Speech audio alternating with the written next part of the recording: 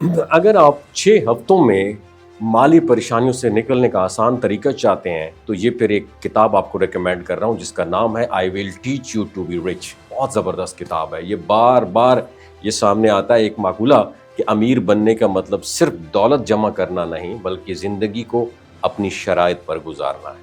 یعنی پیسے کو آپ کی زندگی کے مقاصد کے لیے کام کرنے دو، نہ کہ آپ اپنی زندگی پیسے کے پیچھے دوڑانے پر مجبور ہو جائیں.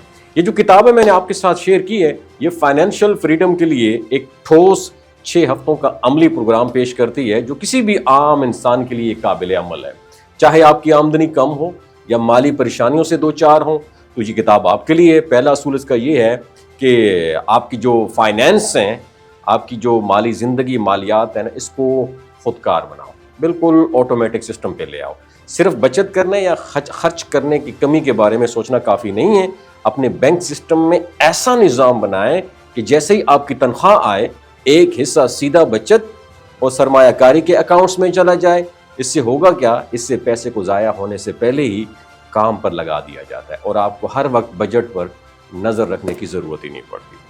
دوسرا اہم نظریہ یہ ہے کہ کانشیس اسپینڈنگ، عقل مند خرچہ کرنا ہے آپ نے. جہاں روایتی جو کٹوتی ہے اس کا فلسفہ نہیں سکھایا جاتا ہے بلکہ یہ بتایا جاتا ہے کہ اپنے پیسے کو ان چیزوں پر خرچ کرو جسے آپ واقعی پسند کرتے ہو اور بے معنی چیزوں پر غیر ضروری جو ہے نا بچت آپ نے کرنی ہے. مثلا اگر آپ کو سفر یا خاندان کے ساتھ اپنا کوالٹی ٹائم سپینڈ کرنا ہے تو اس کے لیے پیسے رکھو، اور جو چیزیں آپ کے دل کو خوشی نہیں دیتی تو ان پر خرچ کم کر دو.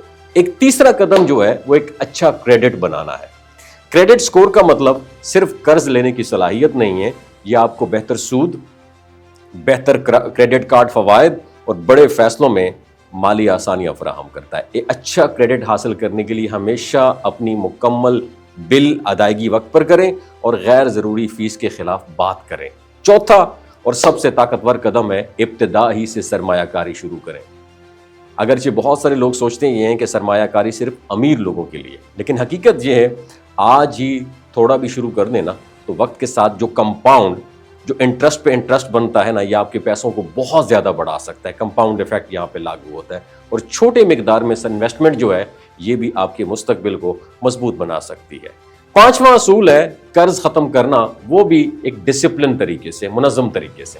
صرف کم از کم ادائیگی سے قرض کبھی ختم نہیں ہوتا، یاد رکھیے گا. اس لیے پہلے چھوٹے چھوٹے قرضوں کو جلدی ختم کرو، پھر بڑے قرضوں کی طرف جاؤ، اور جہاں ضرورت ہو بینک سے سود کم کروانے یا فیس معاف کروانے کی بھی کوشش کرو.